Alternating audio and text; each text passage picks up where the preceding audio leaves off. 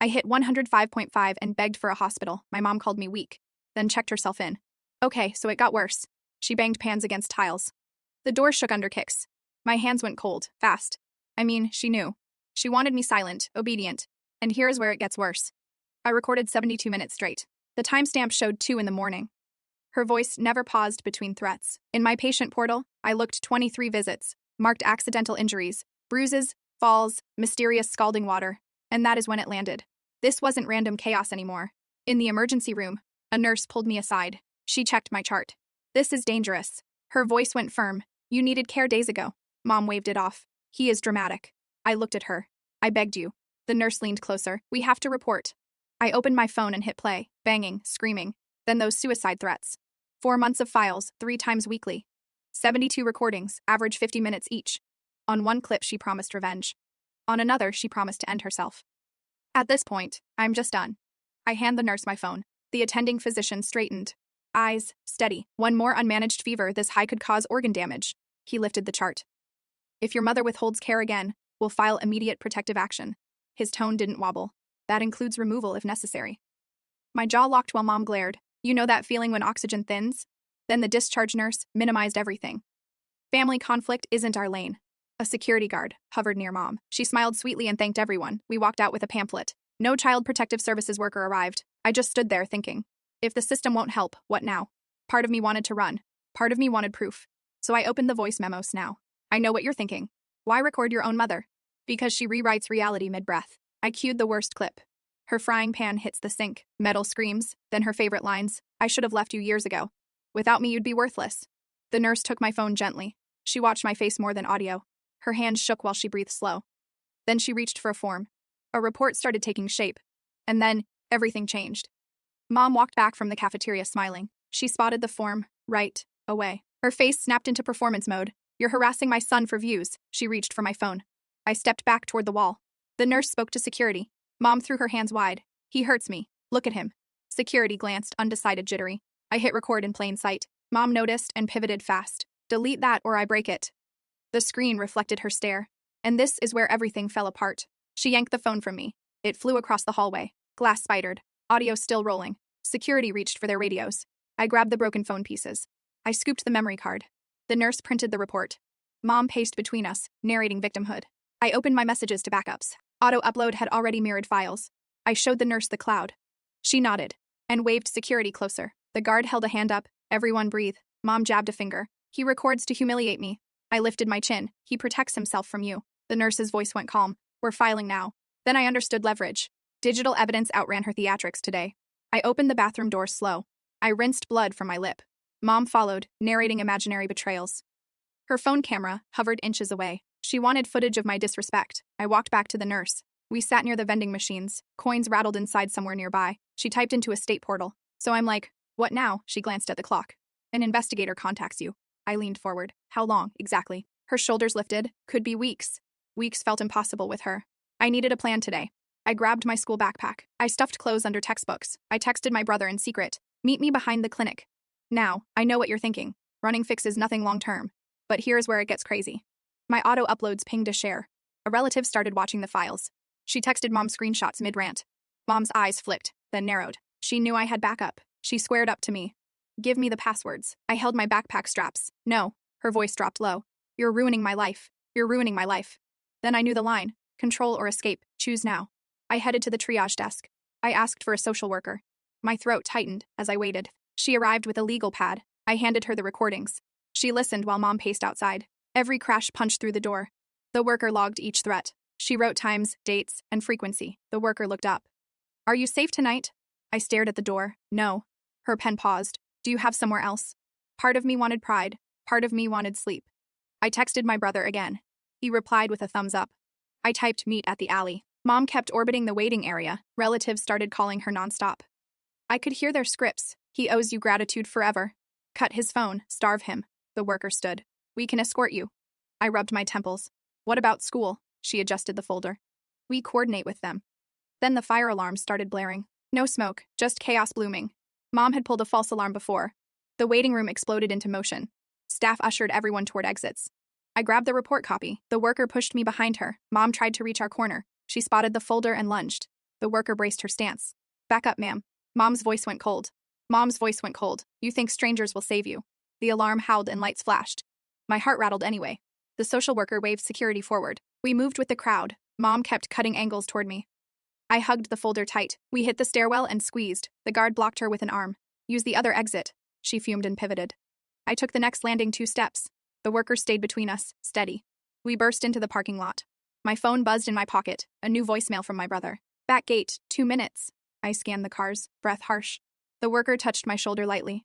Stay where I can see. I pointed toward the alley. My brother's coming there. She nodded once. We walked together.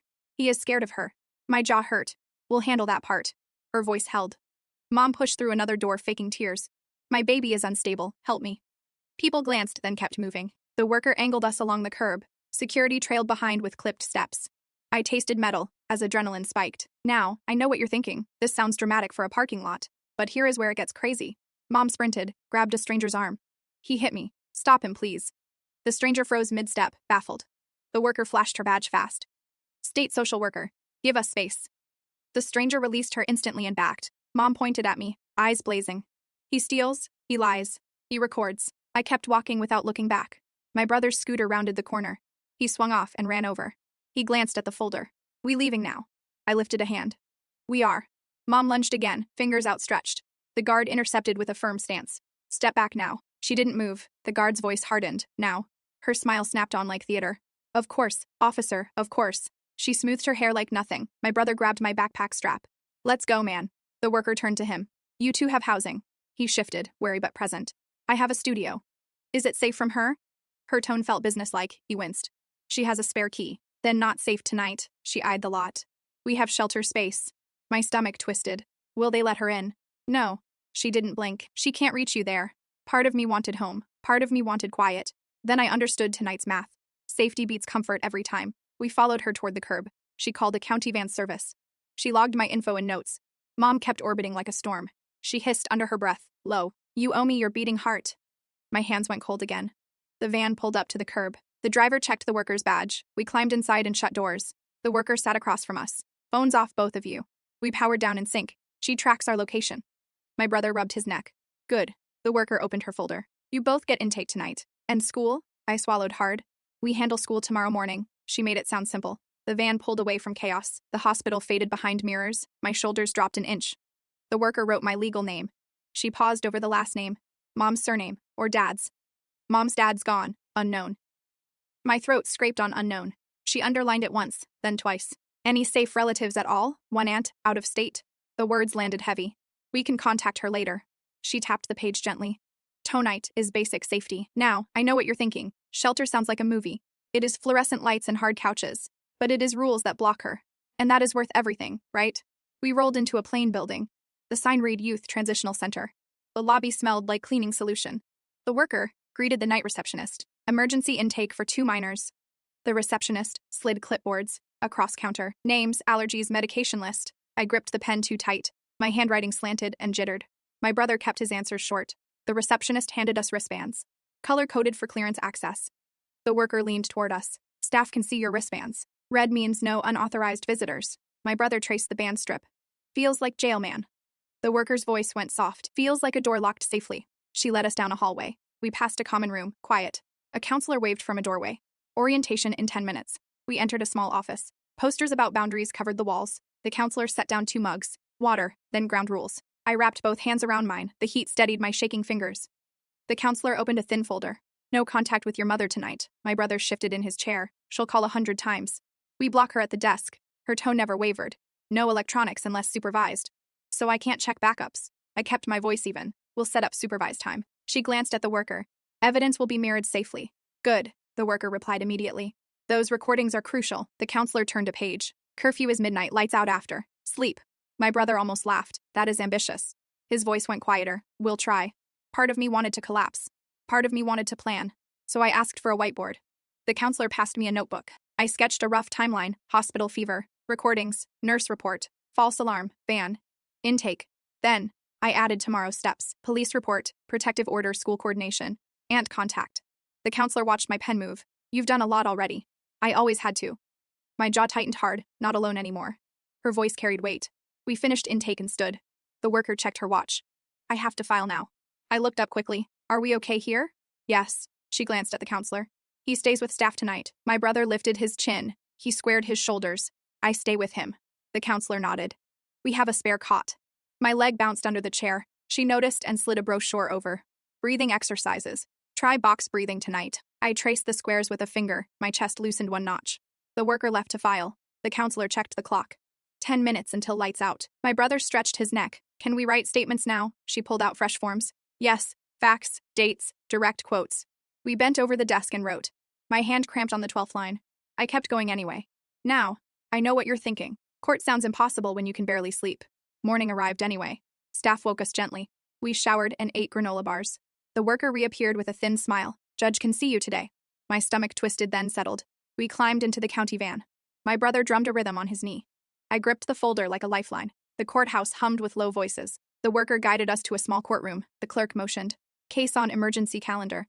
We sat at the petitioner table. Mom placed herself across the aisle. She wore her sweetest expression. My hands went cold immediately. The worker leaned close. Remember to breathe. The judge entered and everyone rose. We sat when she signaled. The worker presented the recordings first. Audio begins here, she said quietly.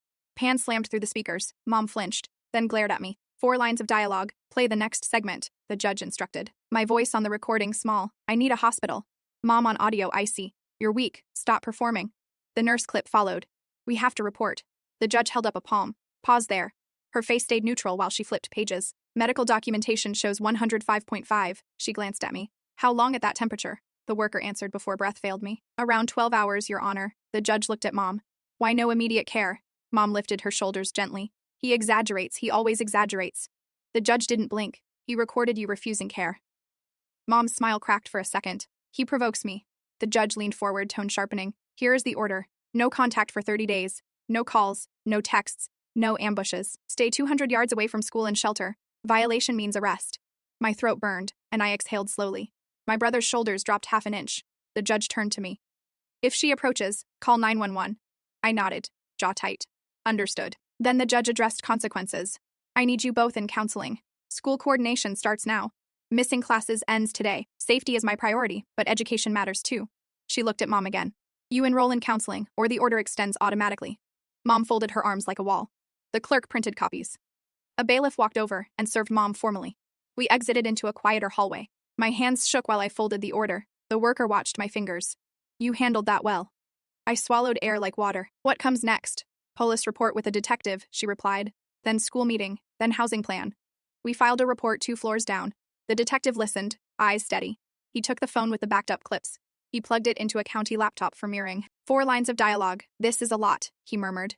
It is our normal, my brother answered. Any witnesses outside audio? He looked up. The nurse, the security guard, I replied. He printed receipts for evidence intake. He returned the phone and looked at me fully. If she shows up armed, you call immediately. We will respond. Heat rose in my chest. Thank you. He nodded once and waved us out. At school, the counselor waited with folders.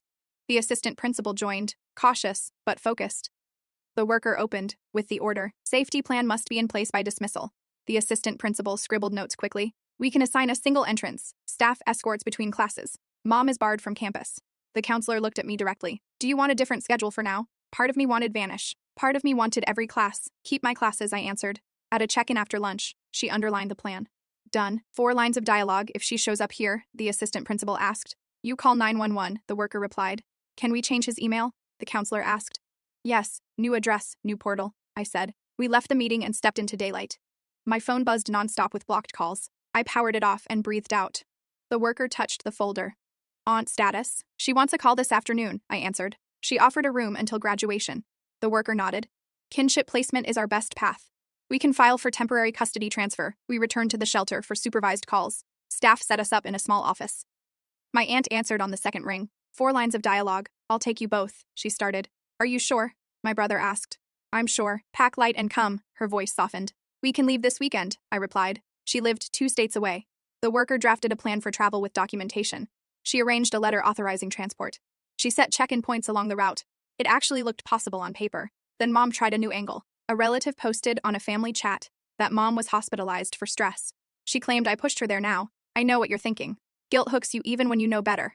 I clenched my jaw until it ached. The worker glanced at the post and tapped the order. Her choices, not yours. That evening, Mom violated the order outside school. She waited behind a dumpster near the entrance path. Security radioed the assistant principal. The assistant principal radioed the front desk.